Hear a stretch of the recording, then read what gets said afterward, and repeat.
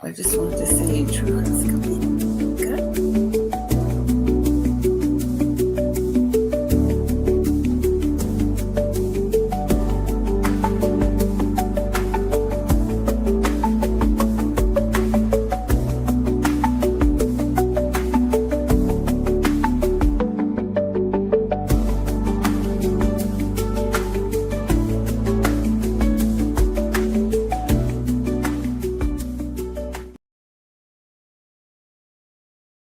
Hello.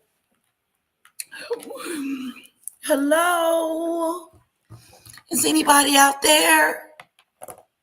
Hello. Is anybody out there?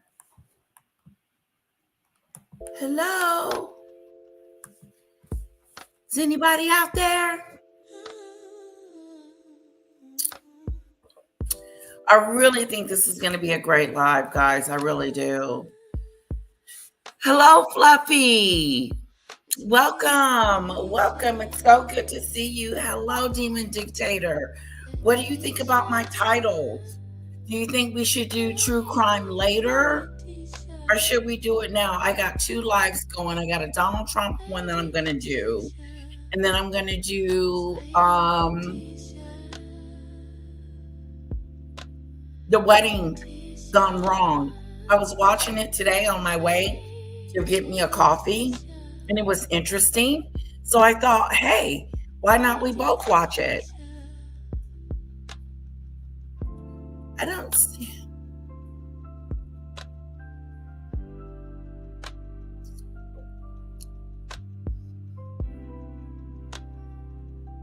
Because what was we supposed to do today, Demon Dictator?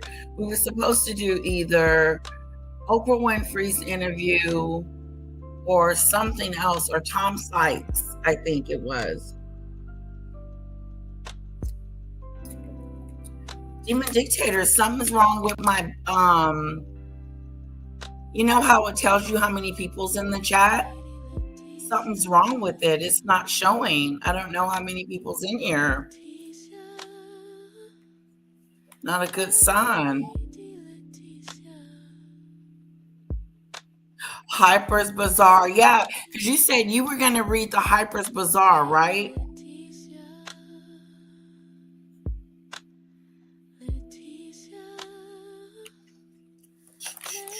Yeah. Because I would just confuse people when I get the reading.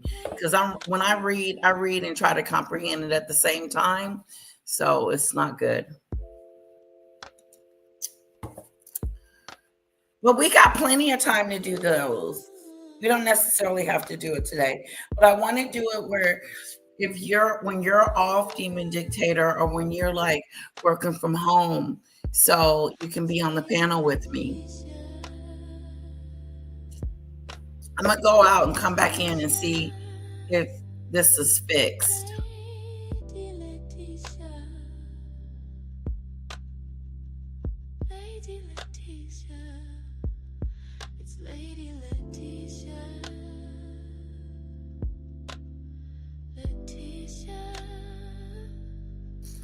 There's something wrong with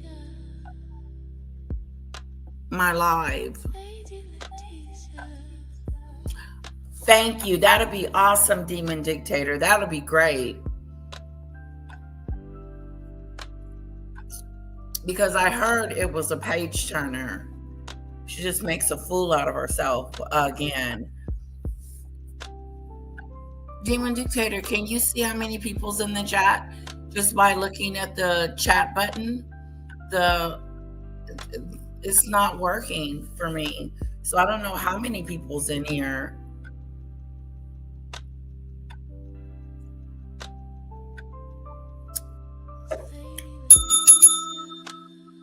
Just you? Oh, wow. I guess we'll wait. Maybe my topic is not that. I don't have a great topic, but it's going to be great. I really wanted to do it, unless you think I should do it tonight or something. Hi, Juanita. Yeah, it's weird, Demon Dictator. I can't see it. Should I start the stream over?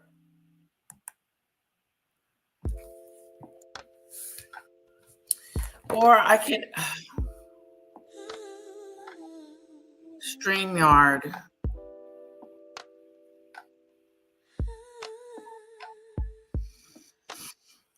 Ooh.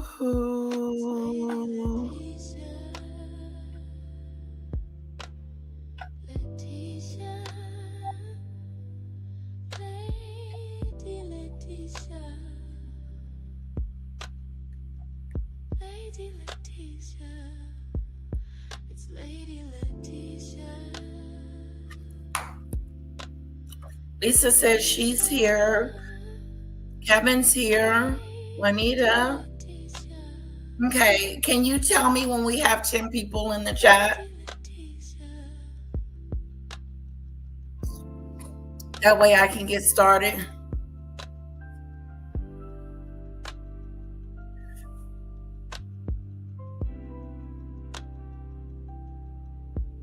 So, hello, Plotter. Hello. You guys like the topic? Hello, Edward. Hello, Carl. Hello, Daisy Lee. Hello, Lisa B. I can't see how many people that are in my chat. But I say we spent an hour and a half on the true crimes. I was watching it on my way to get my coffee. And when I tell you it was interesting, it was interesting.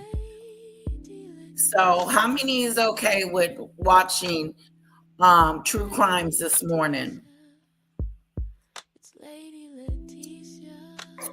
Okay, and then after that, we're going to go into the other trending topic is Donald Trump and his war. That is a very trending topic. And then I don't know if we're going to make it to Megadu today. So I have no idea what is wrong with. Yeah, it doesn't work. You know what, Demon Dictator? It might be a good thing that it doesn't work, because I'm always looking at the number to see how many people's in here, and it's so annoying. But it said 0. Should we just continue? Should I start over? Good, who cares? Okay. Let me pull up our situation. Now this is not a happy-go-lucky. Okay, Adu? This is oopsie daisy. Maybe I made a mistake on my wedding day. Can you imagine something going wrong on your wedding day? Because you want everything to be perfect. But what if something goes wrong and it ends up being deadly? Ooh. What if it ends up being deadly? What did Demon say? Okay, thank you. Hello, Polo. Polo's in the house. Polo's in the house. Hello, Polo. Hello, Plotter. Hello, Daisy Lee. Hello, Demon Dictator. Hello, Lisa B. This is going to be, I hope you enjoy it. Those of you that like true crime will appreciate this. But it is crime. And usually crime, there's nothing good about crime. Okay? There's going to be a situation in each of these weddings. But they're like 10 minutes long. So get ready. Who says that? Get ready. I can give you a hint.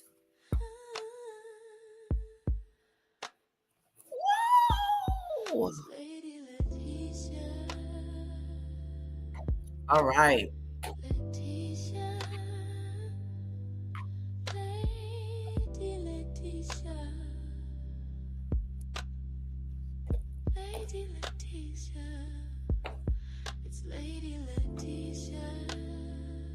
Yeah, they're like 5-minute increments. We'll watch it, then we'll discuss. We'll watch and then we'll discuss. We'll watch and then we'll discuss. You tell me what you would have did at this particular moment if you were going to your wedding and it was going on wrong, and what would you do if your wedding plans go awry? What if something technical happens that is out of your control? Okay? Yes, it is, Polo. It is a marvelous Monday. A marvelous Monday. Yes, yes, yes, yes, yes. I'm so glad to see you guys. I hope you had a wonderful weekend. Hello, Kevin. Kevin's in the house. Okay, here we go. This is the first crime story. Trigger warning. Okay, it's on the screen. Where have you ever known true crime to be not triggering? Okay, so if you're gonna be triggered, hold on to your seats. In today's video, we examine the worst wedding deaths decisions and limited her control. The reveal her final professional project, managing every detail herself. She passed on licensed aviation effects teams, fortune investing in software infrastructure tied to cloud storage and aerial data, and he fixed. Marissa Carlisle were a wealthy Napa Valley couple. Evan and Marcia Charlie. Okay, this is the couple. This is the couple where it all went wrong.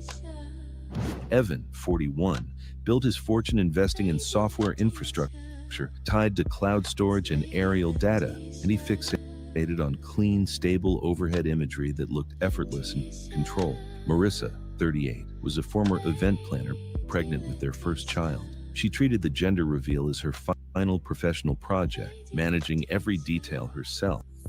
She passed on licensed aviation effects teams, not because of cost, but because their protocols slowed decisions and limited her control. The reveal was scheduled for late morning to catch even light across the vineyards before the heat distorted the air. They were going to do a private reveal. Helicopter was hired to hover just above the terraced rows, while colored powder marked the moment on camera.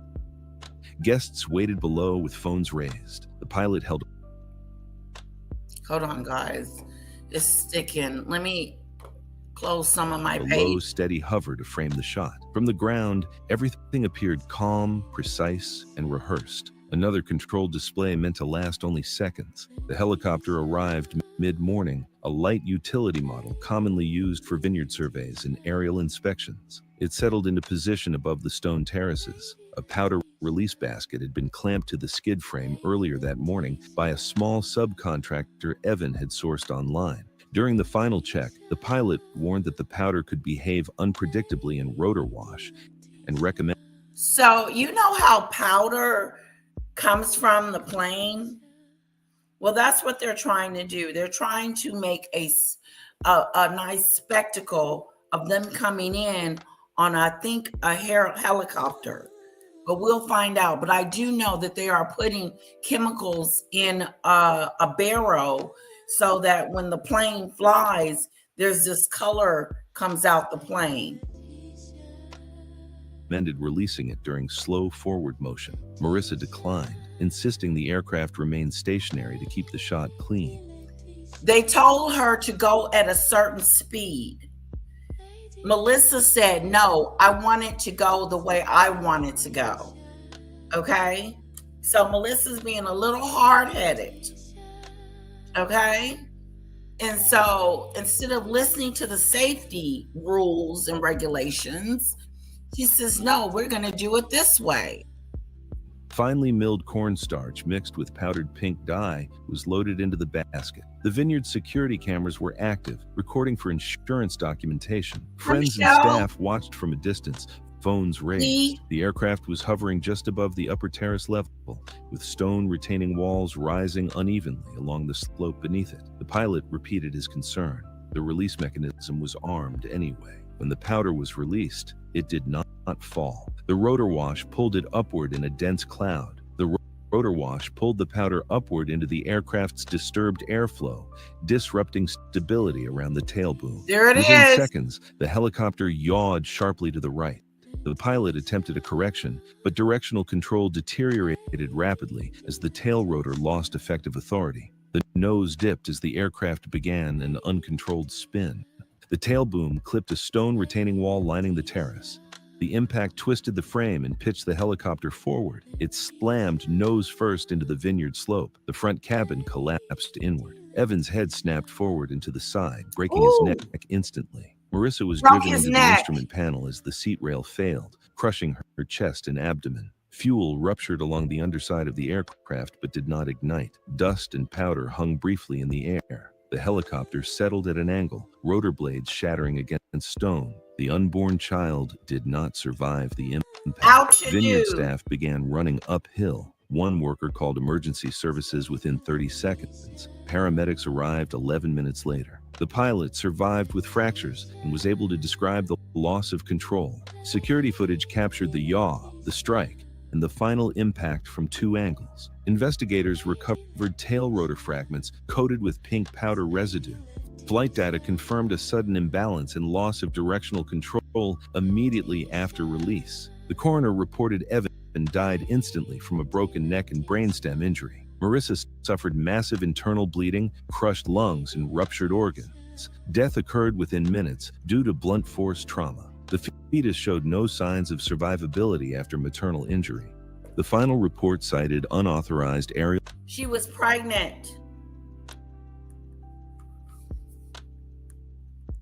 modifications and disregard of pilot warnings. Sad. Marissa's planning notebooks were logged as evidence. Pages showed safety notes crossed out and replaced with instructions emphasizing stillness, framing, and timing. The helicopter never caught fire. It simply stopped responding. And when control disappears in the air, the ground doesn't forgive mistakes. It was May 21st. That was a sad, sad, sad, sad story. What went wrong? Whose fault was it? How could it have been prevented? What do you guys think? Lucky pilot? He just had scratches and bruises on him. But the rest of the passengers, the bride and the groom, didn't make it. Can you imagine? Whose fault was it? I blame two people.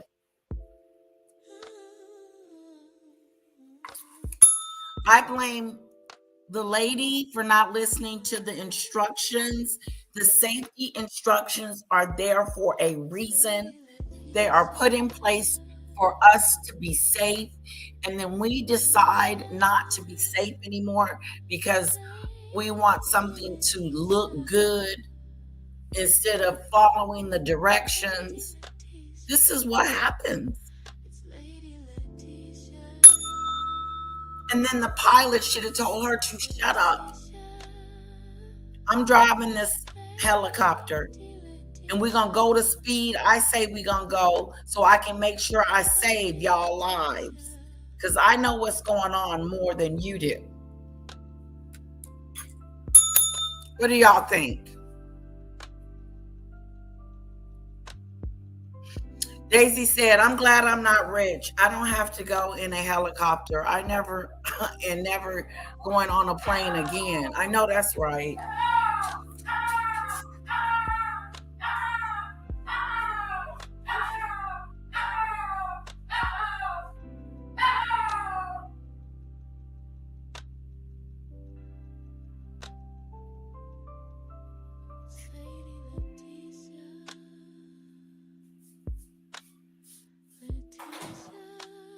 He misses his daddy. His daddy's in the office.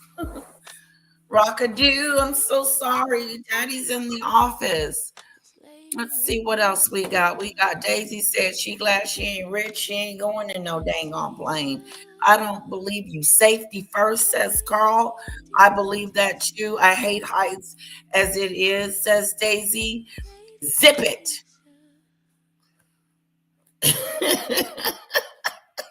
Okay, moving on. Zip it. She should have zipped it. She's telling, how you going to tell someone else how to do their job? I want to know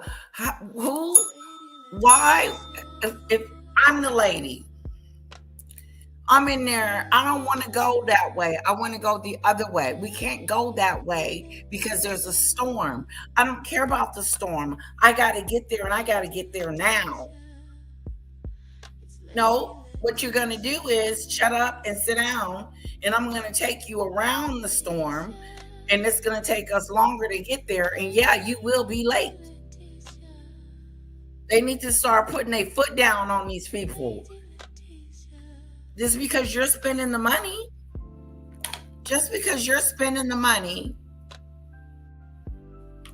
doesn't mean I have to abide by what you say to do. I'm the expert. I'm the pilot. I'm running this. This is my showy do. I heard Earl. Good for him.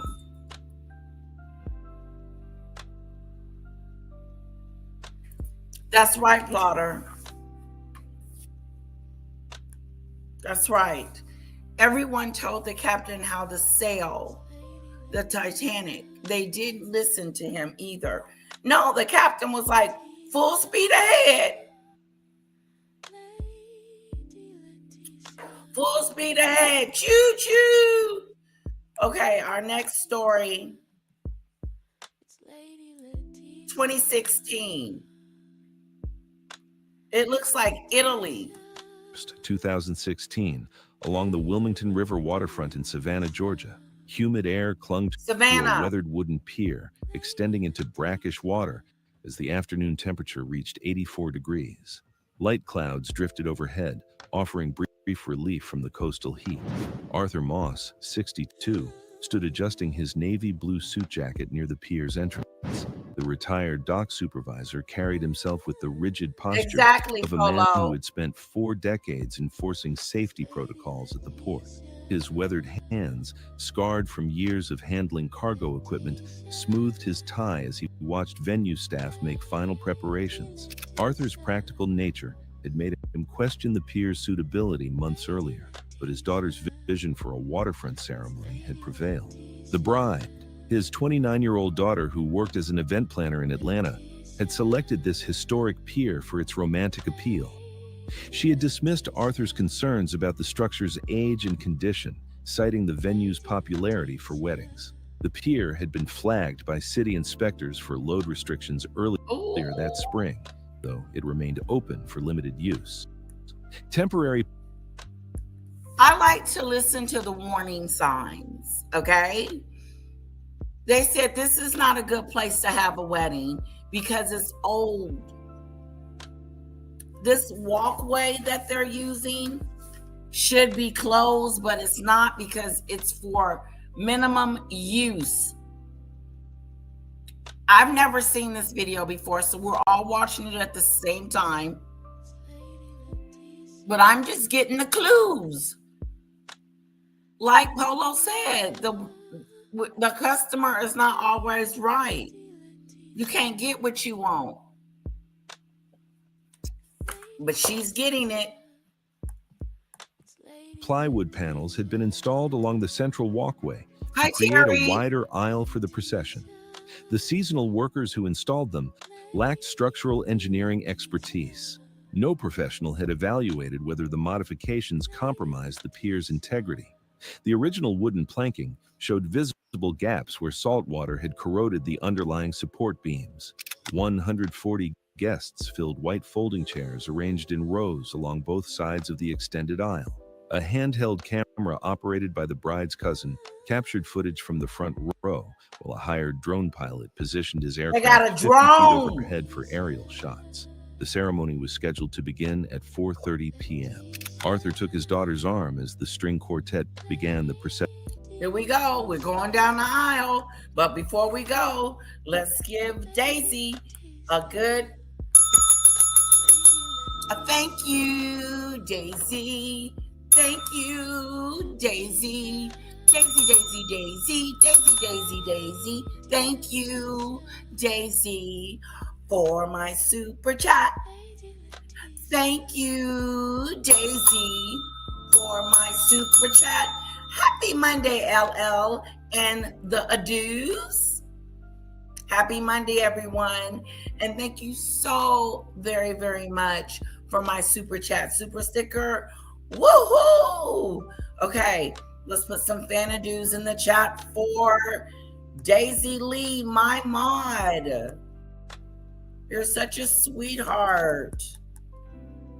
There you go, lovely. Aw, thank you, Polo.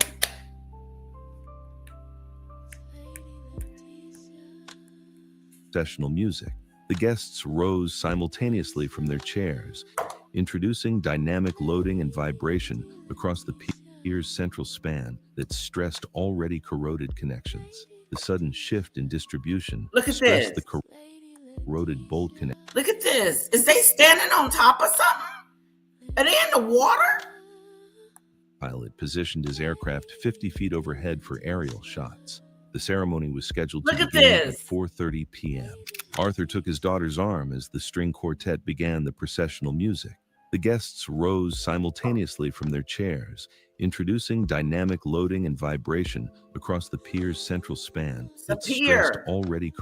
They're getting married on a pier. Look at this.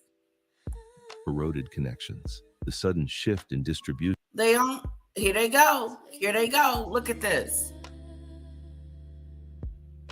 I don't know why these people rented this out to them if it was going to be dangerous. So I'm going to blame the venue. The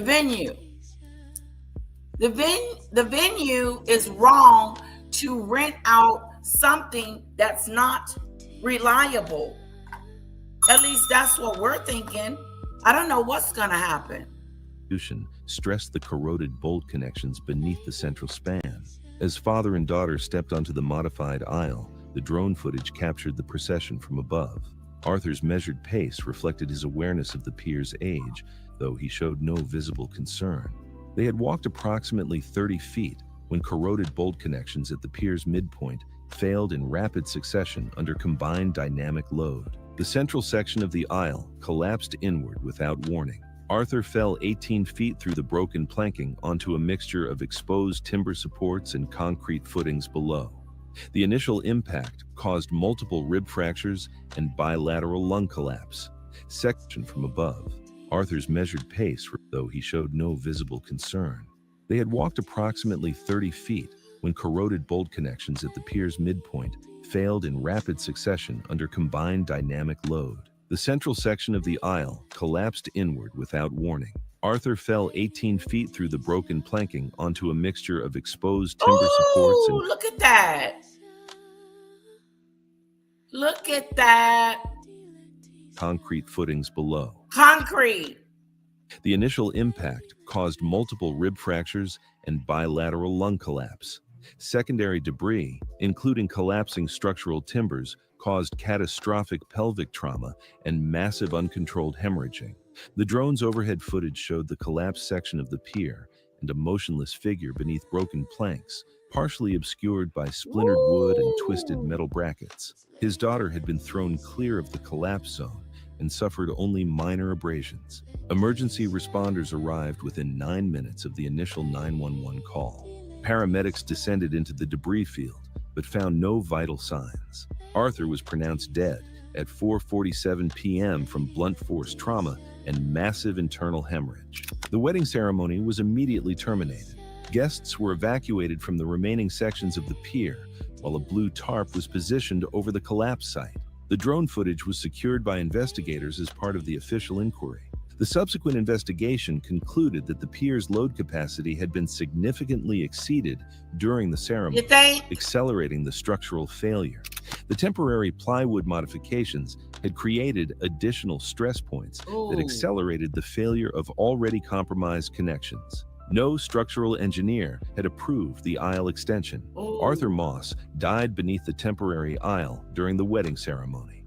Investigators later confirmed the collapse was caused by excessive loading on a structurally compromised pier.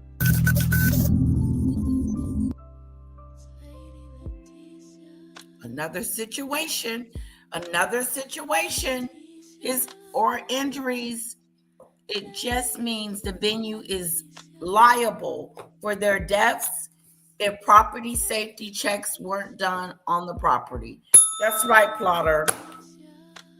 That's right. That's right. Poor guy. I guess that's was her father, because he was walking her down the aisle.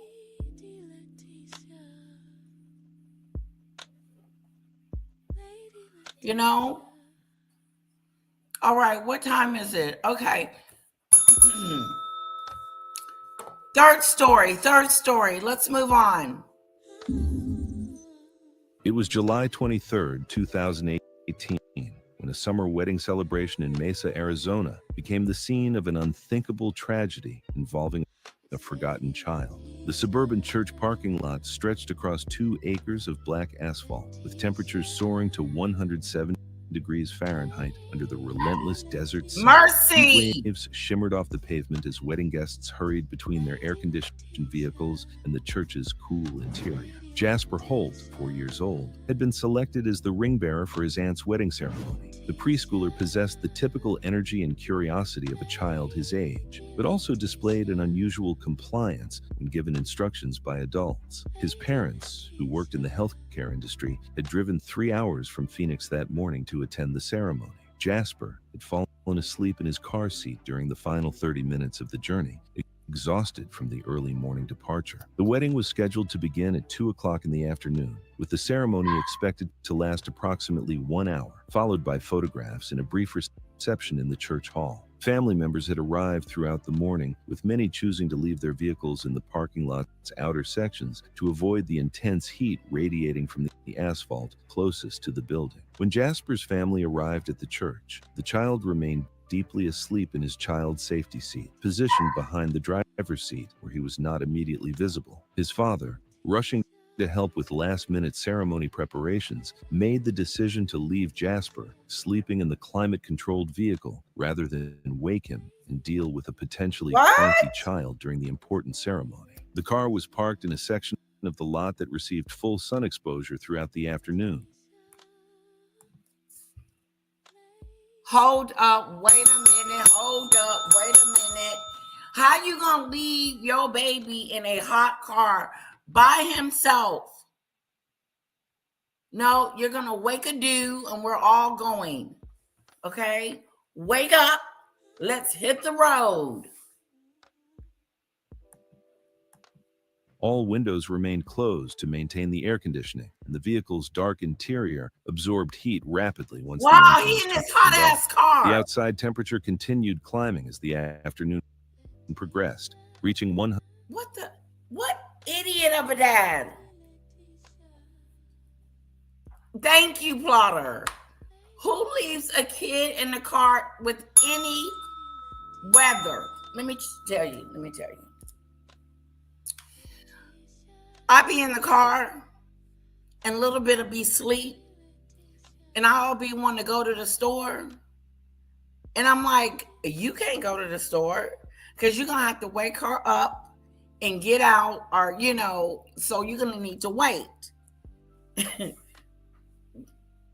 I've been in situations where the baby has been asleep and I cannot get out the car, or if we get out the car together.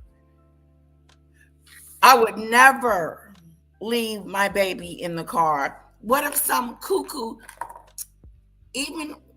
check this out, even in front of my house, like if I put Hera in the car and I forget something, we're all getting out the car, coming back in the house to get it and get back in the car.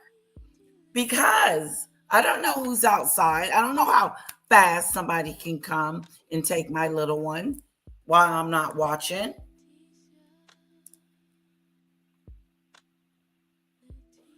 Right. Exactly, Plotter. In the heat. Some people just shouldn't have kids, says Lisa B. And when they leave dogs in cars, it's disgusting, let alone a child, right, Daisy? Actually, they should have kids or pets. They shouldn't. If you have to be told not to leave a baby or a pet in a hot car, then you shouldn't have them. The chat has spoken.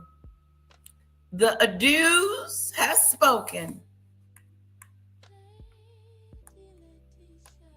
109 degrees by mid-ceremony. Inside the sealed vehicle, temperatures rose rapidly after the engine was turned off. Investigators later determined that within the first 15 minutes, the interior temperature had exceeded 120 degrees, creating life-threatening conditions for a child. Life-threatening conditions. As the ceremony continued, the temperature inside the vehicle climbed to lethal Brace levels. yourself. At some point during that period, Jasper lost consciousness as his body was overwhelmed by the extreme heat.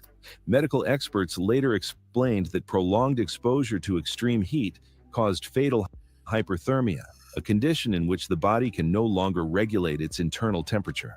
By the time family members returned to the parking lot, the prolonged heat exposure had already caused irreversible injury. The wedding ceremony concluded after one. Excuse me, but I was finna call this man out his name. This a-hole left a child in the car the whole ceremony, you dumb jerk.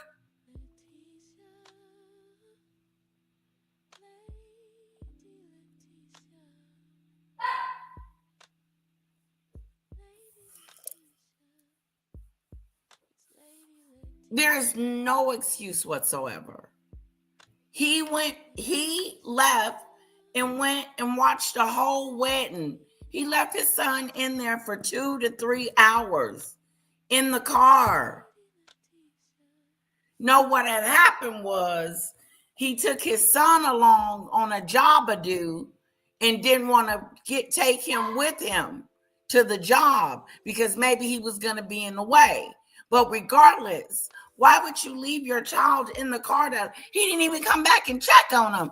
He didn't even go get him no water.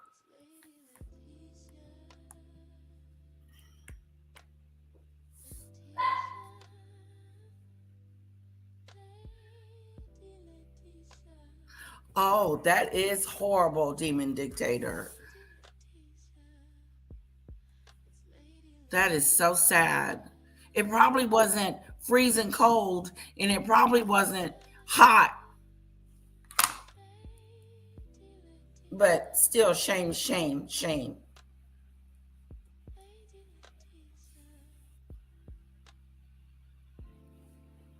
Unbelievable. 1 hour and 15 minutes, followed by 20 minutes of and 15 photography inside the church. When family members returned to the parking lot, they discovered Jasper unresponsive in the vehicle. You don't Emergency say. Responders were called immediately, but the child showed no signs of life when paramedics arrived. Jesus. Attempts at rapid cooling and resuscitation were unsuccessful. Jasper was pronounced dead at the scene, with his core body temperature measured at 108. I'm telling you, I did not see these videos before. Okay, I just saw the first one. Trigger warning. It's so sad.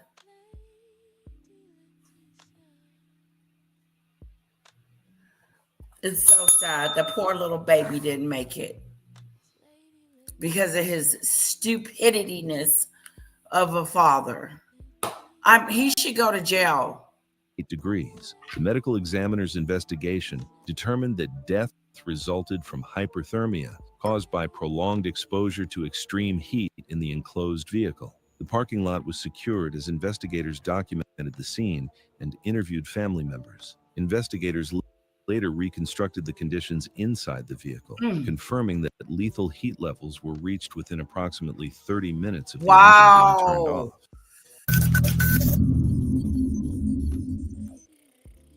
It was October 14th. When I get in the car and my husband's pumping the gas, he turns off the car, right? And me and poor little Kara, we're sitting in the car, hot. hoping and wishing Daddy would hurry up and get the gas in there so that we won't be hot. But just imagine, it only takes you a few minutes to pump gas. So me and Kara can hang out for a few minutes.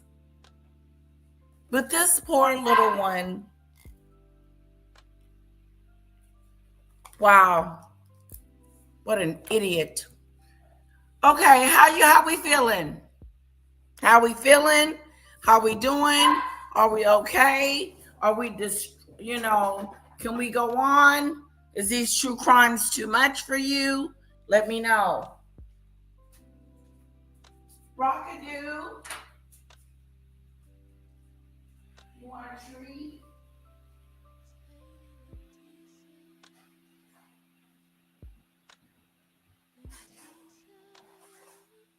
Here. There you go. There's your treat. Here.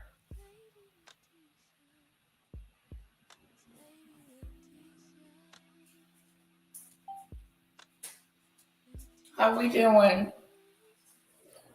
Pickles, hey! Welcome to the show. It started messing about and beeping the horn. That's how they got in trouble. Beep, beep.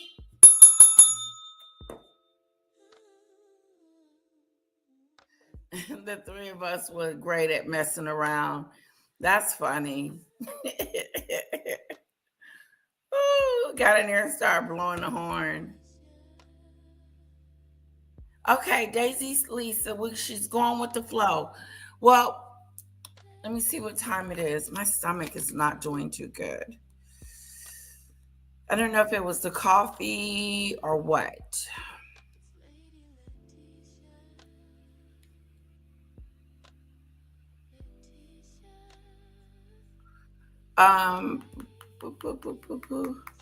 Okay, let's see what's going on over here. Let's hope it ain't help no more kids involved here. 14th, 2015, at a restored farmhouse in rural Michigan. The property had been converted into a wedding venue while maintaining its original 1920s character, complete with hardwood floors, exposed beams, and a large country kitchen that many couples found charming. The farmhouse. Good for you, Michelle Lee. Michelle Lee says, I would never leave my child, an elderly person, nor pet in the car. I have reported incidents of children and pets being in the car that were still there 1 hour after I got back to my car. It's a shame. We all going in the store together, or we're not going at all.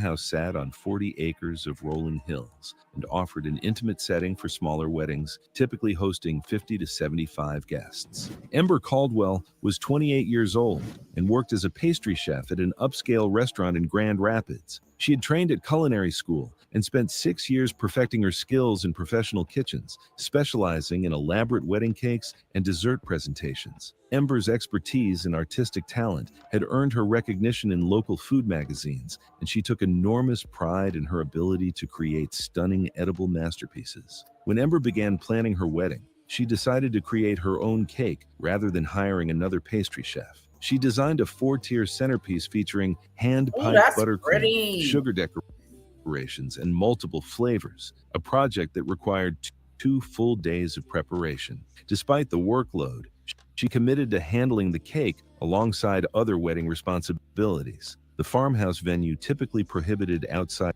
use of its kitchen due to insurance concerns and aging equipment. The space relied on a 1950s-era gas range with unreliable pilot lights and an outdated ventilation system limited to a single exhaust fan. Ember requested an exception, citing her professional experience. The owners agreed, provided she attended a safety briefing covering gas shutoff locations, ventilation limits, and emergency procedures. The day before the wedding, Ember began work around 8 a.m. The old range required frequent adjustments, and she repeatedly relit pilot lights throughout the morning. A faint Wow. gas odor was noticeable at times, which she Ooh. attributed to the normal operation of the vintage equipment. By mid-afternoon, Ember had completed the baking and was beginning the complex process of making buttercream and preparing her decorating tools. Around 4 p.m., Hi, while Cece. creating delicate sugar flowers, the smell of gas had become noticeably stronger throughout the kitchen. Rather than immediately turning off all gas appliances and opening windows to ventilate the space, Ember continued working to maintain her schedule and avoid disrupting the temperature-sensitive buttercream she had just finished making. Ember decided to work quickly to finish her decoration. See, her and that damn buttercream. That very buttercream is going to get you in some serious trouble. Hello, put the buttercream down, back away from the table, and shut it down. Something smells like gasadoo. Hello? Hello? Is anybody here? Is anybody home? Turn the stove off. Turn everything off. I smell gas. Put the buttercream BS on the floor, on the table. Put the buttercream on the table. Sit it all the way down. Have several seats. Have some seats. Look at this cake. If you don't check and find out what the hell that smell is, something gonna go down. I got a bad feeling about it because the gentleman is talking about it.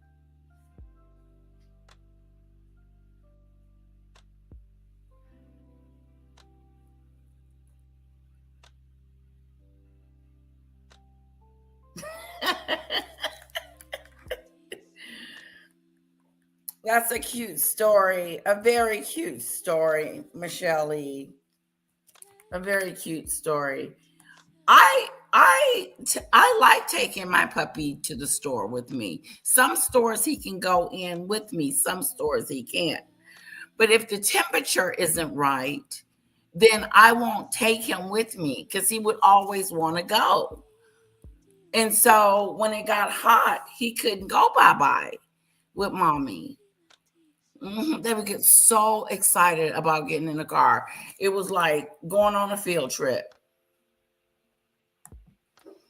My dad was a fireman. And this foul food happens.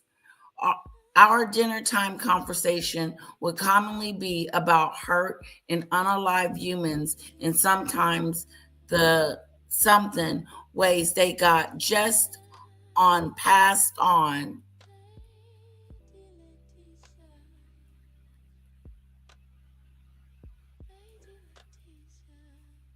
Wow, that is interesting that your dad was a firefighter. Hubby hates how I can actually eat a dinner and talk about heads being blown off or wrist bleeding, arteries bleeding out. Wow, you could have been a doctor because I couldn't have been. Not, no. I can't see all that stuff. That's a no. I can talk about it because I can't see it. Put the creamness down. She needs to put the cream down. Before addressing the gas problem, she continued using the butane torch while gas fumes accumulated. Look at this. Poorly Look at ventilated the kitchen. gas. The combination of leaked gas and an open flame created an extremely dangerous situation that went unrecognized due to. She has lost all senses. She's got this torch flying around. There's gas everywhere, leaking a dew. Her focus on completing the cake work. The ignition occurred at the range when a burner flared unexpectedly as Ember attempted to relight a pilot light. Flames spread quickly across the stovetop and into nearby wooden cabinetry, producing thick smoke that rapidly filled the poorly ventilated kitchen. Ooh! Flames immediately engulfed the area around the range and began spreading to the wooden cabinets and ceiling. Ember initially attempted to control the fire and secure nearby cake components before evacuating, but the smoke intensified quickly, limiting visibility and making continued movement increasingly difficult. The kitchen's single exit became blocked by flames within seconds, trapping her in the rapidly filling space. The farmhouse's balloon frame wooden construction allowed smoke and heat to move rapidly through the structure, and the kitchen filled with thick smoke that made breathing increasingly difficult. The historic building was not equipped with a sprinkler or automatic fire suppression system. How the hell you don't have a sprinkler? Every place has sprinklers. Succumbed to smoke inhalation before she could reach the exit or call for help. The fire continued to spread until wedding guests arriving for the rehearsal dinner noticed smoke pouring from the kitchen windows and called emergency services. Firefighters arrived within 25 minutes but were unable to save Ember. Fire investigators determined that she had died from smoke inhalation caused by a kitchen fire that started when leaked gas was ignited by an open flame. The wedding was canceled. Can you imagine? Let's just go there. Come on, let's all go to the kitchen. We all in the kitchen together, okay? We're all in the kitchen together. The stove has caught on fire. I would have been trying to get some salt or a fire extinguisher or something that would put it out. But unfortunately, since she had gas in the air, everything was just soaking up that flame. That flame was feeding it. It was feeding it. She didn't have a chance. She should have got the hell out of there. She went back to try to save something. She went back to do something.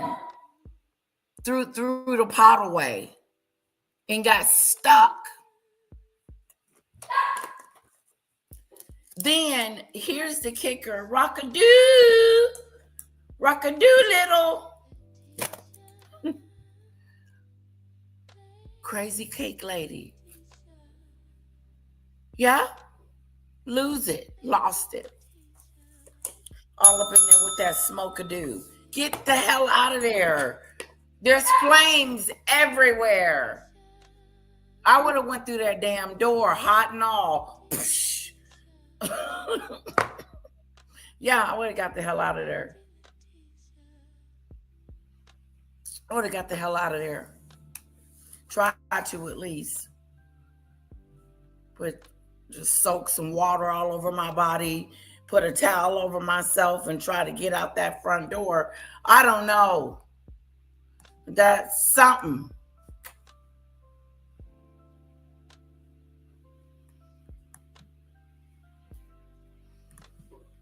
How we doing? See, you faint at the sight of blood. That's interesting. You can talk about it. The buttercream wedding.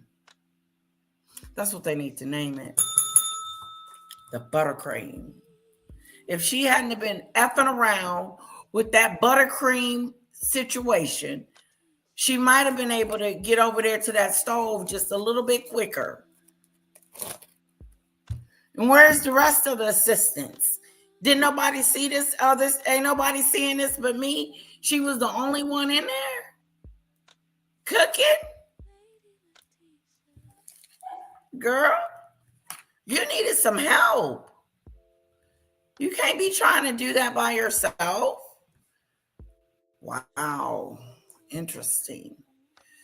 She must have been in there by herself. I didn't hear them say anything about Susan and Joanne got out. You know what I'm saying?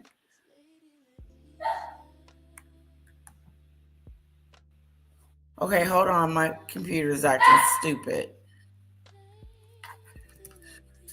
Oh, it does. It just goes into the... Okay. Guys, I'm enjoying this. I hope you are. I'm really enjoying the wedding disasters. I'm not enjoying what happened to these people. It's very, very sad. But it did happen.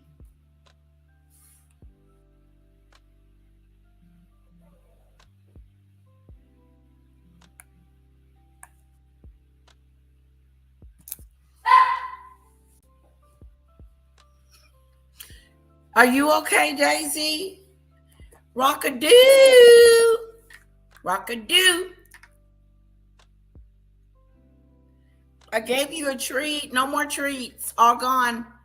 No more. No more. All gone. And the venue remained closed for 8 months while extensive They finally looked like they shut it down and did some renovations. You don't think? renovations were completed. The owners installed modern gas lines, improved ventilation systems, and implemented strict policies prohibiting guest access to cooking areas. Wednesday. It was April 22nd, 2013. In the Hudson Valley, New York, a private countryside estate sat under thin spring clouds. Hold on, the stone you guys patio can't still see. damp from morning dew. By late brunch, the lawn was lined with folding chairs and linen-covered tables. Within minutes, a brief celebration would bring the courtyard to a complete stop. At the center stood the bride, Amelia Reed, The bride. 27 years old. She worked as a veterinary assistant at a mixed animal clinic outside Poughkeepsie, splitting her days between restraining anxious dogs and assisting in emergency surgeries on horses. She grew up riding, cleaning stalls before school, saving money for tack instead of vacations. She was steady under pressure, used to blood, used to holding gauze tight against wounds while a veterinarian stitched.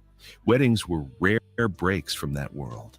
Champagne service followed a rustic theme, and a groomsman brought a decorative cavalry-style saber to perform sabrage, opening sparkling wine by striking along the bottle's seam so internal pressure releases the cork and collar. Wow. Each bottle held roughly 90 pounds per square inch of pressure, meaning weakened glass could fracture instead of separating cleanly. The bottle used had been stored in a warm car earlier that morning before being placed unevenly into ice, creating invisible stress lines. Guests gathered in a semicircle on the stone patio with phones raised, while Amelia stood about 3 feet to the left. What does this remind you of? What does this remind you of? Does this remind you of something? Remind you of a movie? If somebody can name it, they get the comment of the day. What movie is this?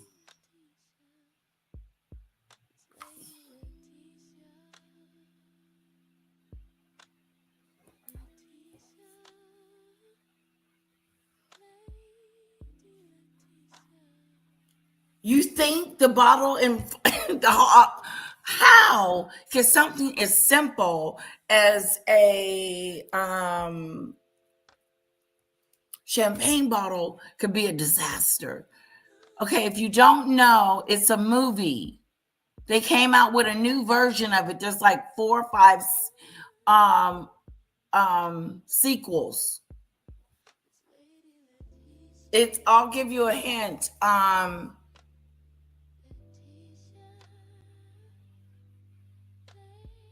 God, what is the name of it? I done forgot.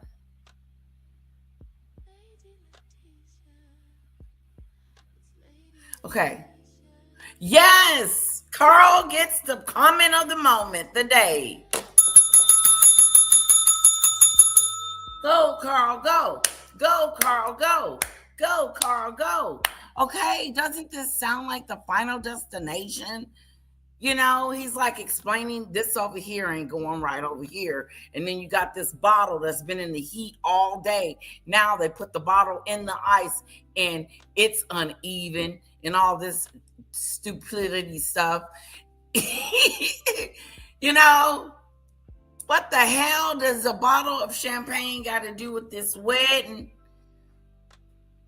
That's Final Destination. Final Destination. Give it up, give it up, give it up, give it up, give it up for Carl. Demon Dictator, Father of the Bride, The Wedding Crashers, The Final Destination. You know how she got on the roller coaster ride, and every time something happened, you look at it like, oh, that man's eating ice cream. You're looking at the man that's eating ice cream. He's going to drop the ice cream. The ice cream's going to get all up in the screws and stuff. The screw's going to get loose and come off. I mean, stupid stuff like that. But that's what happens on Final Destination. If you have not seen it, the new one is really good. Have you seen the new one?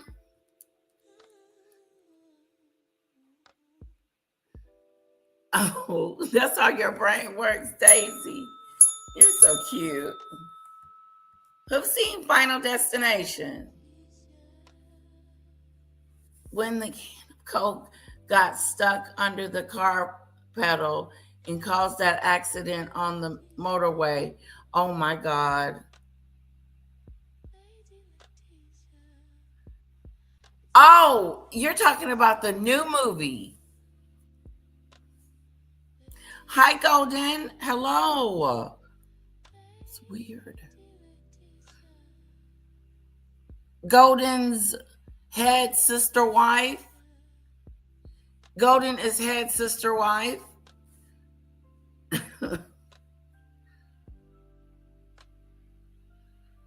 Okay, Final Destination series is crazy.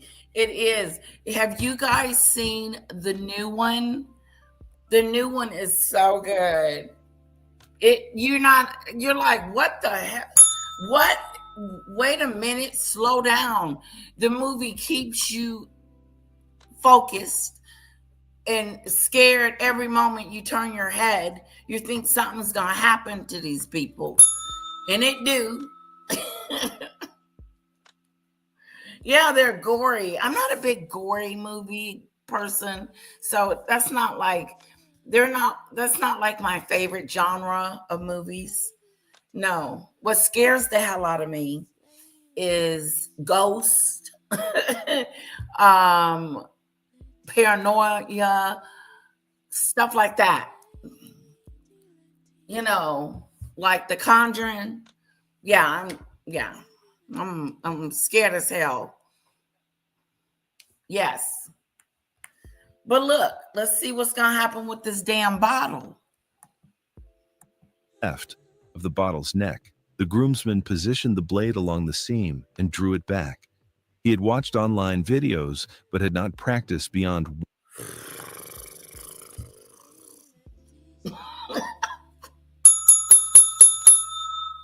Trouble.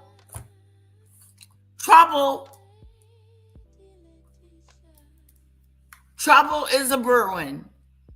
Trouble is a brewing. All because someone wanted to open a bottle of champagne a certain way. Somebody gonna get hurt. One attempt at home. He swung forward in one smooth motion. The blade struck slightly below the lip instead of cleanly at the collar. Instead of a clean separation, the glass failed unevenly. Ooh. The neck shattered downward. The sound was sharper than a cork pop, Ooh. closer to a small explosion. Champagne. Gee whiz. Ooh, that was an explosion. Here, let me get my sound effects. That was an explosion.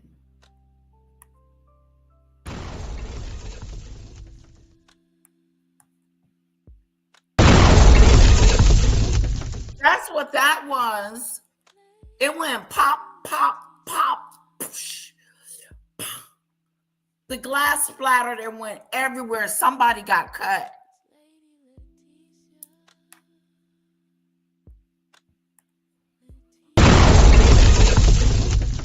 Somebody got cut. Hold on. Hold on. Here it is right here again. Preparation, the glass failed unevenly. Ooh, look The how neck big the shattered bottle downward. was. The sound was sharper than a Look how cork pop, cheap. closer to a small explosion. Champagne sprayed outward in a white burst mixed with fine shards. The bottle exploded instead of opening cleanly, and a thick shard of glass shot sideways from the shattered neck. The fragment, later measured at about 3 inches long with a sharp, tapered edge, struck Amelia on the left side of her neck just below the jaw. At first, several guests thought champagne had splashed her dress. She blinked and brought her hand to her throat. Within seconds, dark red blood began pulsing through her fingers in steady bursts. The carotid artery carries blood from the heart to the brain. Rockadoo.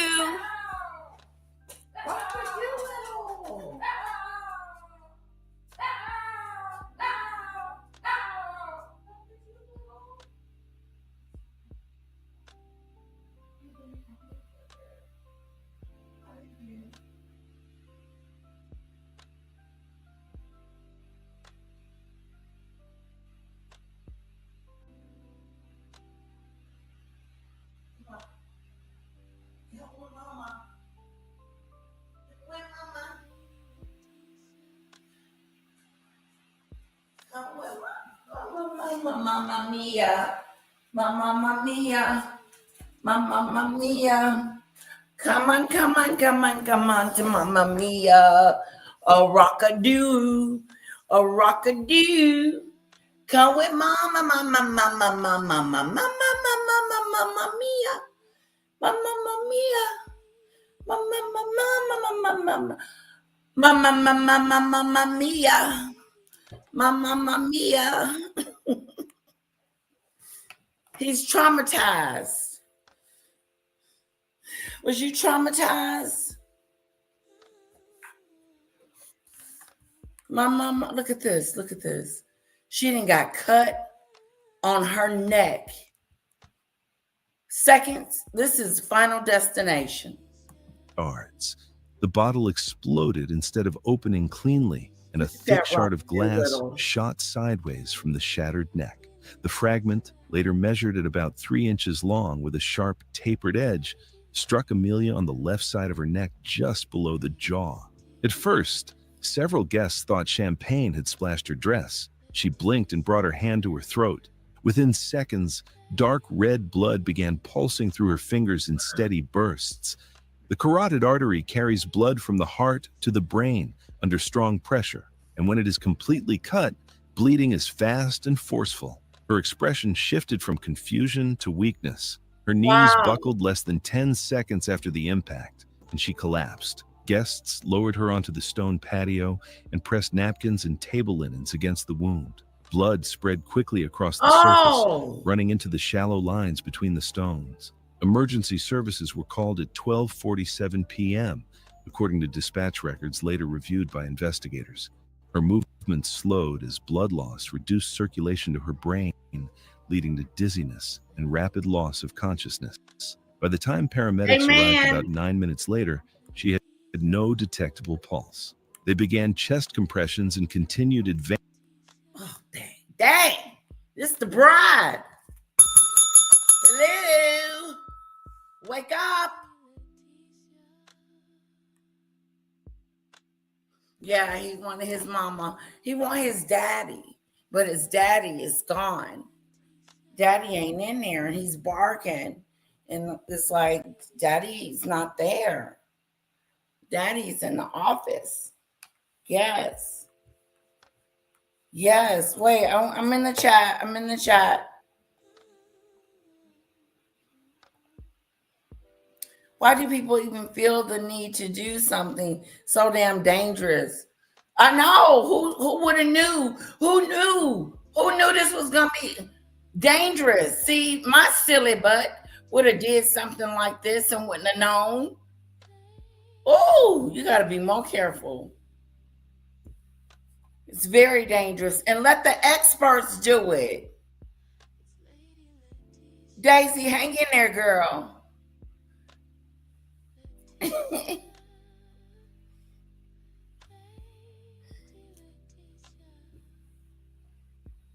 Yes, amen. In Jesus' name. Amen, Daisy. Amen, Carl. Shoot. These accidents, like this could happen to, this is crazy. Advanced life support on the patio. Despite sustained efforts, she was pronounced dead at the scene. In the investigation that followed, authorities reviewed guest phone recordings She and didn't make collected it. glass fragments from the patio.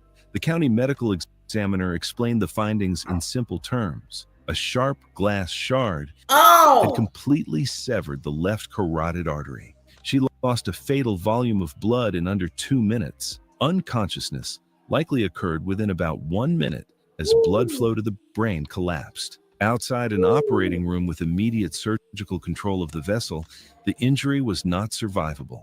geez. State police ruled the death accidental.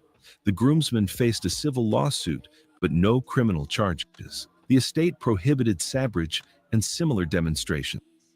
Amelia's parents later established a small veterinary scholarship at the community college she once attended, directing funds towards students training for emergency animal care. Y'all okay? You need a minute? Let me It pause it. was October 12th. Cause they coming. These these stories is coming. They ain't got no mercy. Okay? No mercy. Y'all okay? We good? I don't know how many people's in my chat right now. I really couldn't even tell you. Something's wrong with the button. Maybe they need to just remove it altogether.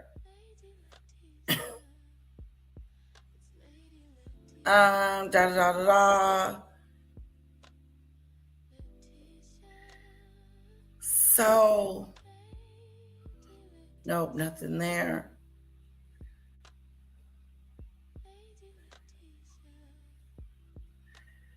Woo! Okay, put a 1 in the chat.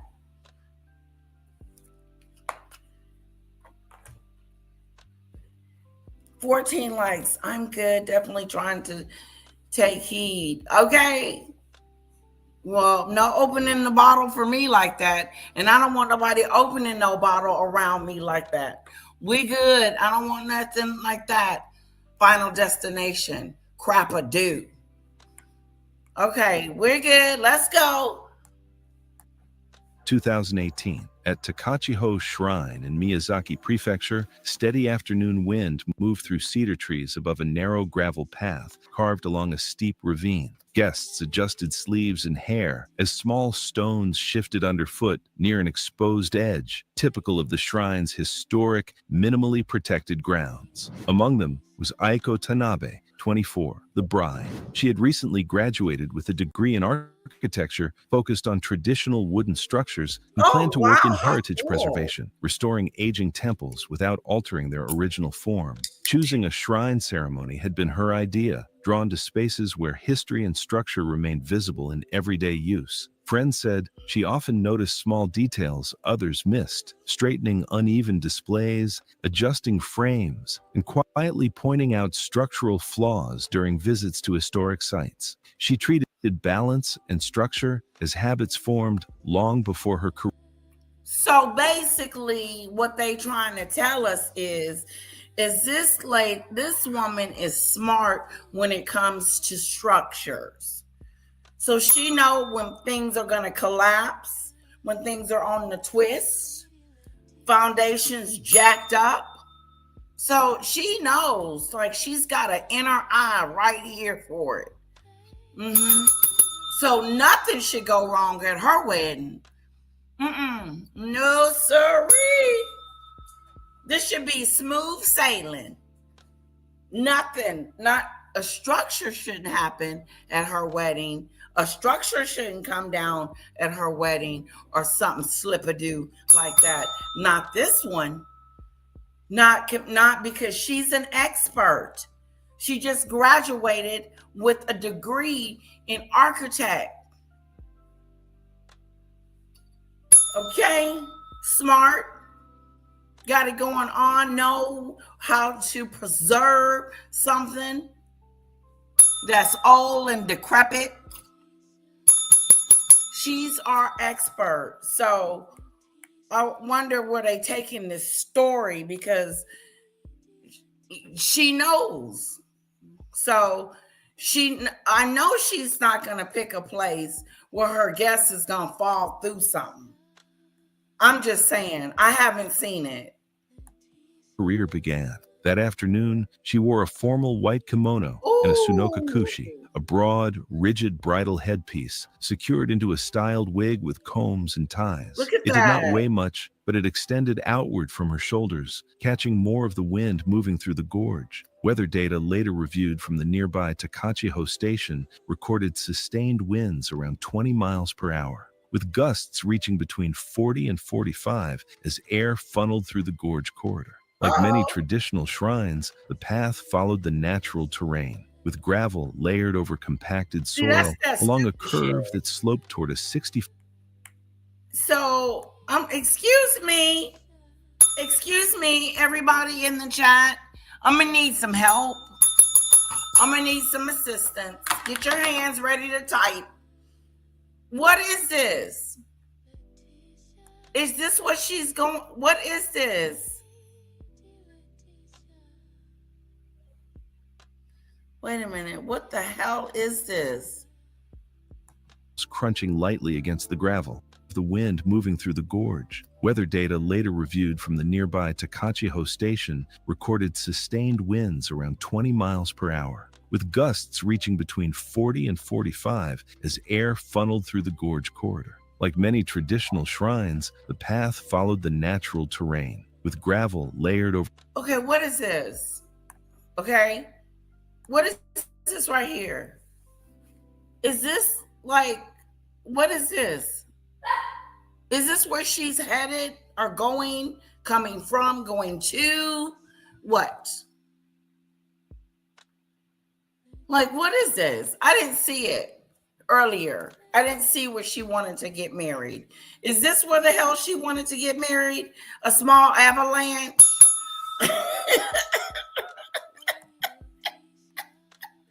She's setting herself up for failure. Look at this. See what I'm saying? See, this is that stupid stuff. You don't do stupid stuff. You don't put yourself directly into an avalanche, dangerous stranger way, and ready to slip and fall down a hill on your wedding day. This looks like disaster is going to happen. I could have told her that.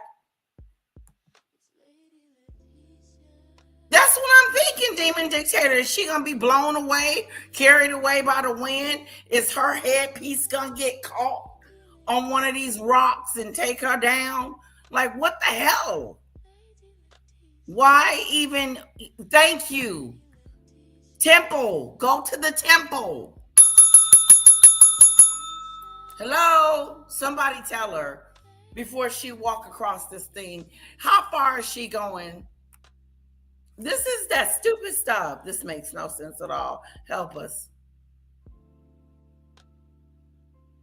Yeah, because they brought it up, CC. They brought up the headgear, how it was tied around, and then, it's windy. Okay? Yeah, this is that stupid stuff. She's in that stupid shit. That's the stupid stuff. Yeah, this ain't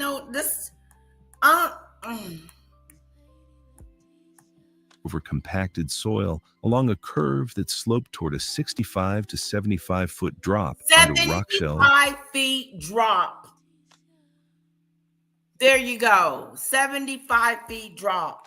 That's why I want to get married. I want to get married right here on top of the mountains where all this crap going on and this is going on and da. This is that stupid stuff.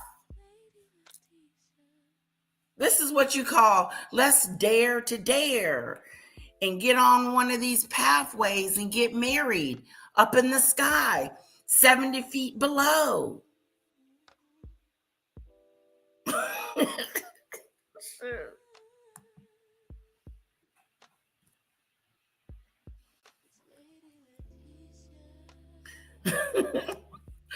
Hi, Marine.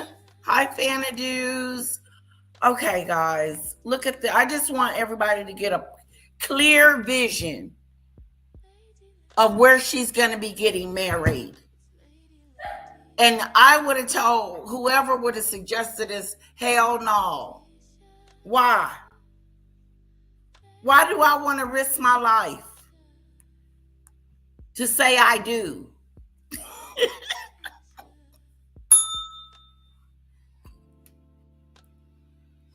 Well, see, she's the architecture of architecturers. She went to school for it. She should know the structure. She should know if it's going to hold her or not, and all the people with the wind capacity. But she ain't the only one should know. The path people that is allowing her to go through the path should have said, no, the winds is too windy in it. So I'm going to need you to get somewhere and sit down. You can't get married today. That's going to be a no-a-do. No, look at this. 70 feet up. And all that's down there is rocks and stuff. First of all, I wouldn't have my ASSS on this thing just to walk across. I'm like, I don't want to go. Who's going across? Just because. Okay? Tell me in the chat. I need my chat to wake up. And I need you to tell me who is going to walk across the bridge.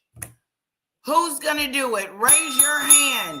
Put a 1 in the chat if you would just do it for sightseeing, because this is a tourist attraction, whatever that is. Or put a 2 in the chat if you said, hell no. Because somebody could accidentally push my butt right over. Bloop. And there I go. It was an accident. No, get the heck off of stuff you don't supposed to be on. Whoever created this bridge is a no-no. Unless you're trying to get from one town to the next, get off this bridge. What is this purpose?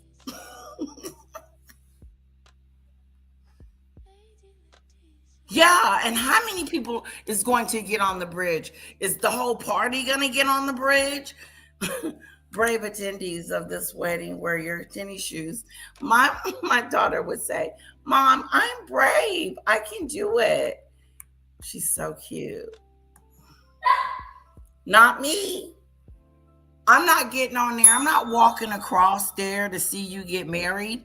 I'll see your ass when you get back across the bridge. Okay? Because, excuse me, how many of us can be on this thing at one time? In shallow water below. There were no tall guardrails, only low wooden posts spaced intermittently. Earlier in the afternoon, a shrine attendant mentioned strong crosswinds along the cliffside stretch and suggested keeping photographs closer to the main courtyard. The photographer preferred the gorge backdrop. By then, repeated foot traffic had loosened the top layer of gravel. Aiko stepped onto the narrow curve with 2 bridesmaids several feet behind her, their sandals crunching lightly against the gravel. Other guests stayed back to leave the photographer a clear line of sight. The wind moved left to right across the path in uneven bursts, lifting her wide sleeves and pressing the fabric briefly against her arms before easing again. Small pebble.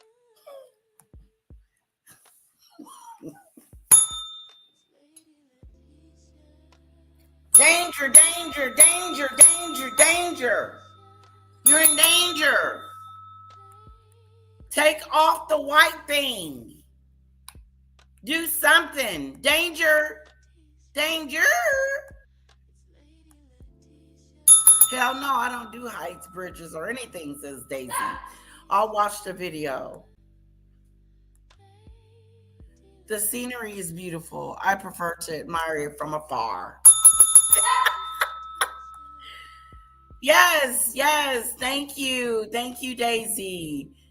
You are so awesome. Thank you for putting that in there for me. Okay, so let's continue. Shifted and skittered toward the exposed edge with each gust. Told you it was gonna She get- paused near the outer side of the curve to steady herself, adjusting her stance by inches. Witnesses later said she glanced down briefly at her footing. As another gust pushed through the trees, the headpiece and sleeves caught the air together. This gust was stronger. It did not lift her, but it twisted her upper body to the right. Her right heel rolled on loose gravel. The sole slid outward across the shifting surface. She raised her arms to counterbalance, but the lateral force continued for another fraction of a second. Several witnesses described hearing a short scraping sound as her sandal lost contact. Her body pivoted toward the drop. What the fuck? Go. Y'all need to see my face.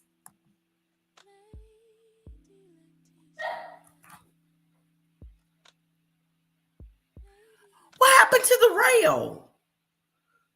Why is she loosey-goosey in it? What happened to the rail? There was a rail. Didn't you see the rails? They had brown rails. I figured her thing was going to get caught in a rail, but she is loosey-goosey. She's out there just doing it. Good for you, Carl. Thank you.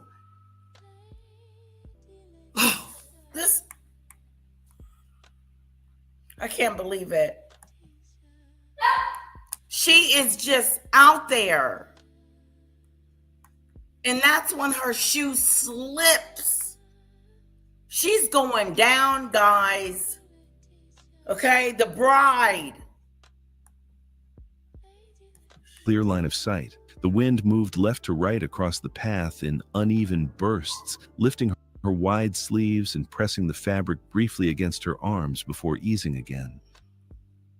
Small pebbles shifted and skittered toward the exposed edge with each gust. She paused near the outer side of the curve to steady herself, adjusting her stance by inches. Witnesses later said she glanced down briefly at her footing. As another gust pushed through the trees, the headpiece and sleeves caught the air together.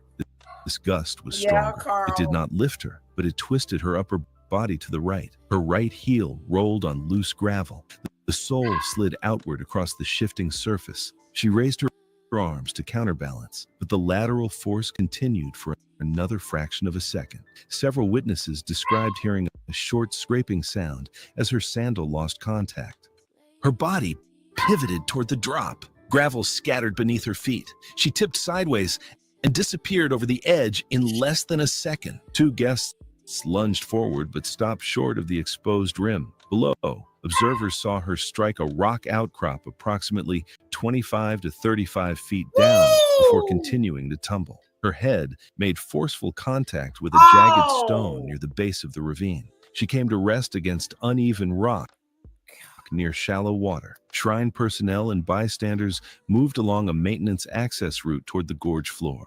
Rope support was required to reach her safely. When responders reached her position, she showed no pulse and no spontaneous respirations. The autopsy documented multiple skull fractures and a high cervical spine dislocation, a break at the upper neck where it connects to the skull. Severe lung contusions and internal bleeding were also present, consistent with high-impact blunt force trauma. The medical examiner concluded that the head and upper cervical injuries would have caused immediate loss of consciousness and were rapidly fatal. Toxicology results were negative. The death was ruled accidental. In the months that followed, shrine officials installed low-profile safety barriers along the exposed curve. The additions preserved the traditional appearance while creating a clearer boundary along the ravine's edge.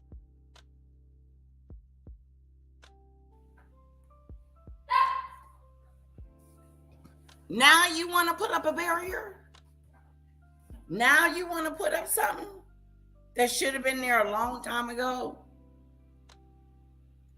that was easily accessed to fall. What if a little kid had like ran into that and fell? I'm surprised.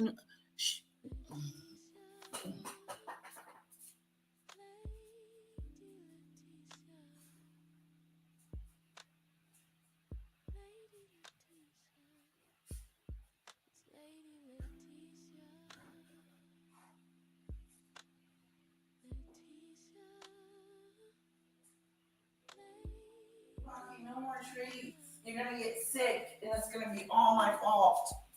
No more treats. All right. Wow, poor bride. I'm so sad.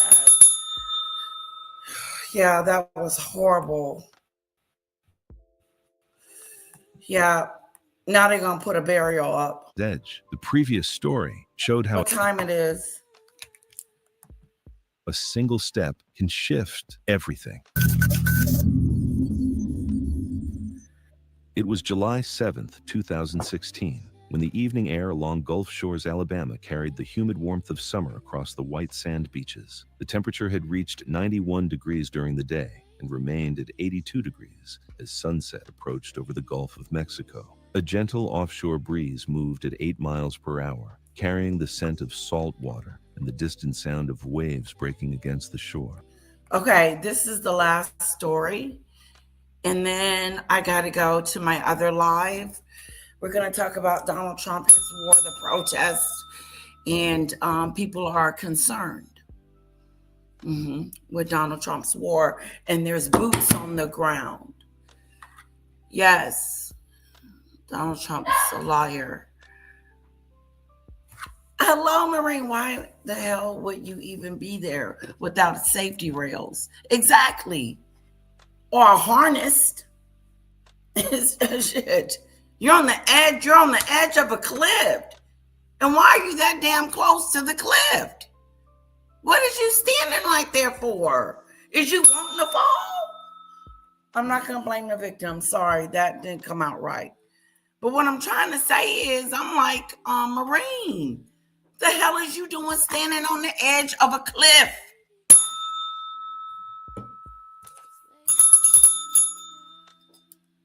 And your sandal gets caught up in it.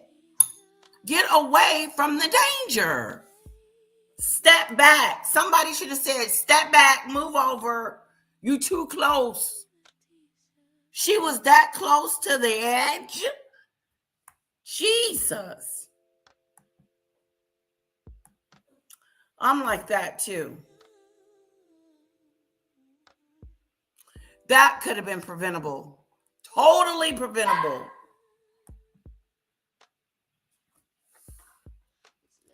Okay, last story, and then I gotta go. I got, like I said, and I'll let this play, okay? One more story.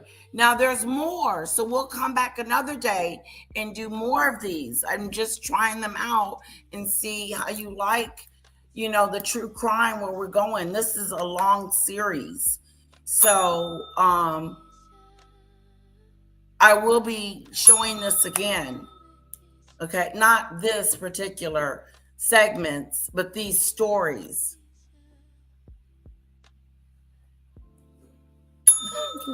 Okay, great. Let's go. The sky was clear with excellent visibility extending miles over the water.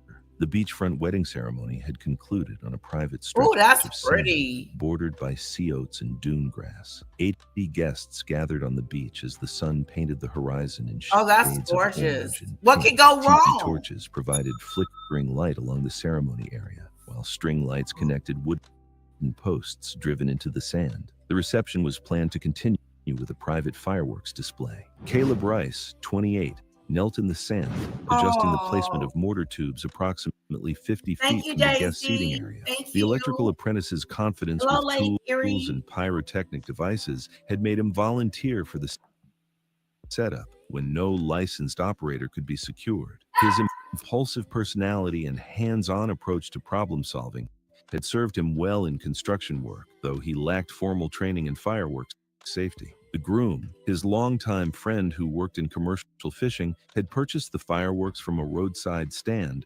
without consulting safety regulations. The display included 12 12 consumer-grade mortar shells ranging from 3 to 4 inches in diameter, designed to launch 200 to 400 feet into the air. No professional pyrotechnician had been hired due to budget constraints. The mortar tubes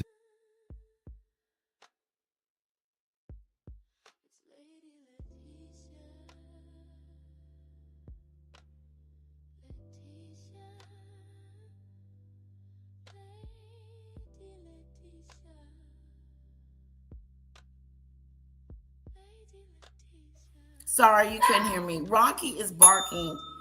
He's got an attitude because daddy's not here and mommy has put her foot down. There is no more treats.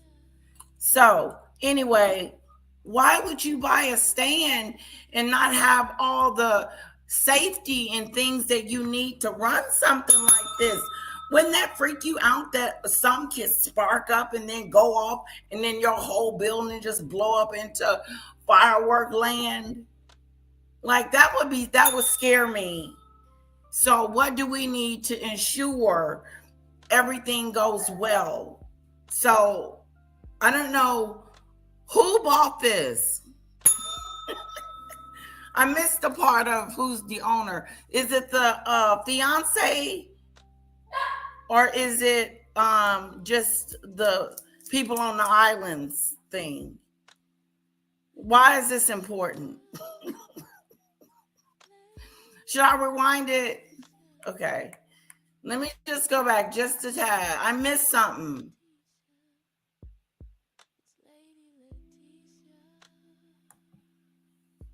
And hands-on approach to problem solving had served him well in construction work, though he lacked formal training in fireworks safety. The groom, his longtime friend who worked in commercial fishing, had purchased the fireworks from a roadside stand. His friend purchased it without consulting safety regulations. The display included 12 consumer-grade mortar shells ranging from 3 to 4 inches in diameter, designed to launch 200 to 400 feet into the air. No professional pyrotechnician had been hired due to budget constraints. The mortar tubes had been placed directly into the loose sand without proper stabilization or angled positioning. Standard safety protocols required concrete bases and precise angles to ensure vertical launches, but these materials were not available. The tubes were positioned in a rough line parallel. Oh, hell no. This is seconds from disaster.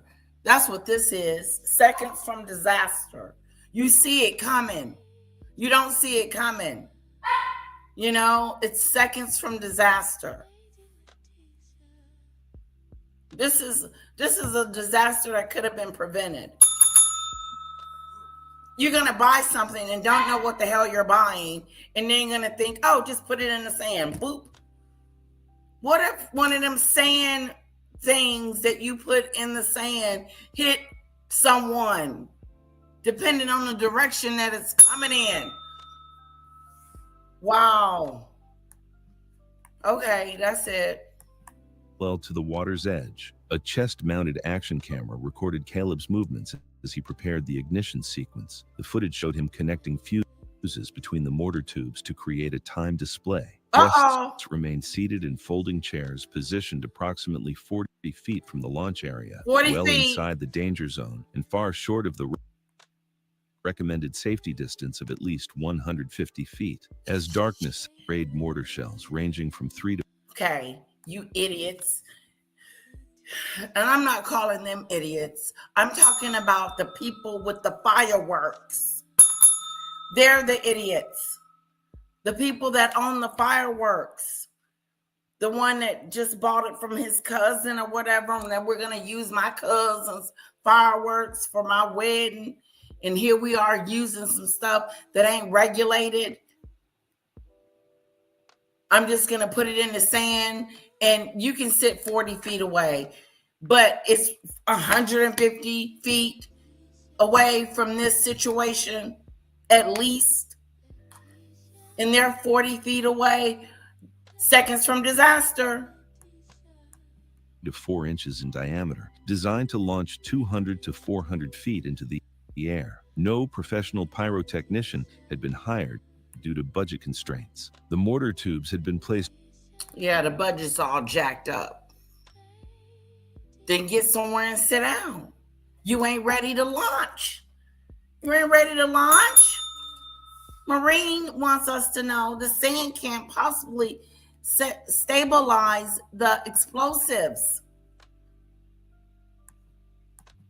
Directly into the loose sand without proper stabilization or angled positioning. Standard safety protocols require concrete bases and precise angles to ensure vertical launches, but these materials were not available. The tubes were positioned in a rough line parallel to the water's edge. A chest-mounted action camera recorded Caleb's movements as he prepared the ignition sequence. The footage showed him connecting fuses between the mortar tubes to create a timed display. Guests remained seated in folding chairs positioned approximately 40 feet from the launch area, well inside the danger zone and far short of the recommended safety distance of at least 150 feet. As darkness settled over the beach, Caleb lit the master fuse and stepped back several feet to observe the display. The first mortar fired successfully, sending a burst of red and gold sparks 300 feet above the water. The second tube, inadequately secured in the shifting sand, tilted approximately 15 degrees from vertical as the shell ignited. The 4-inch mortar shell fired horizontally instead of skyward, traveling at high speed toward the guest area. The projectile struck Caleb in the center of his chest before he could react to the misfire. The shell's internal brake charge ignited at low altitude due to improper launch orientation, causing a premature aerial burst directly in front of him, releasing superheated gases and debris. The explosion caused catastrophic chest injuries and massive internal trauma. The force of the blast disrupted vital functions and threw him backward onto the sand, where he lay motionless as smoke and debris settled. The chest-mounted camera recorded Caleb's collapse and the immediate aftermath as wedding guests screamed and rushed toward the launch area. The remaining fireworks were quickly extinguished by guests using sand and water from nearby coolers. Several attendees sustained minor burns and cuts from debris. Emergency responders arrived within 8 minutes of the initial 911 call. Paramedics found Caleb unresponsive with massive chest trauma and no detectable vital signs. Despite immediate resuscitation attempts, he was pronounced dead at the scene from severe chest injuries caused by blast trauma. The beach was immediately cleared of all guests and secured by authorities. The remaining fireworks were handled by explosive disposal technicians, and the action camera footage was secured as evidence. The wedding reception was canceled permanently. The investigation revealed that the mortar tubes lacked proper stabilization and had been positioned. Gone. Wasn't that the groom? Was he the groom? I thought he was the groom. Yeah, trying to have a fireworks on a firecracker budget. That's right. That's right. Trying to be cheap. Cheaped his way right on out. Yep, a wedding, a death, and a cremation, all in the same event.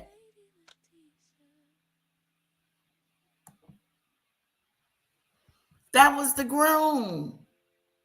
Oh, but they canceled the reception permanently. You think? Why would they have that when the groom is no longer with us? May he rest in peace. Too close to spectators. No licensed pyrotechnician had overseen the display. It was too close to spectators. There was no licensed person to look over the situation. He's telling us what went wrong. Paramedics found Caleb unresponsive with massive chest trauma and no detectable vital signs. Despite immediate resuscitation attempts, he was pronounced dead at the scene from severe chest injuries caused by blast trauma. The beach was immediately cleared of all guests and secured by authorities. The remaining fireworks were handled by explosive disposal technicians, and the action camera footage was secured as evidence. The wedding reception was canceled permanently. The investigation revealed that the mortar tubes lacked proper stabilization and had been positioned too close to spectators. No licensed pyrotechnician had overseen the display. The investigation concluded that improper setup and the absence of professional oversight led to the fatal fireworks incident. All right, guys. It was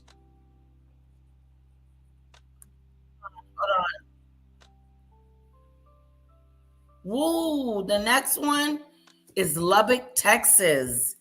Here in Texas. So you got to come back for part 2 of our Weddings Gone Wrong True Crimes.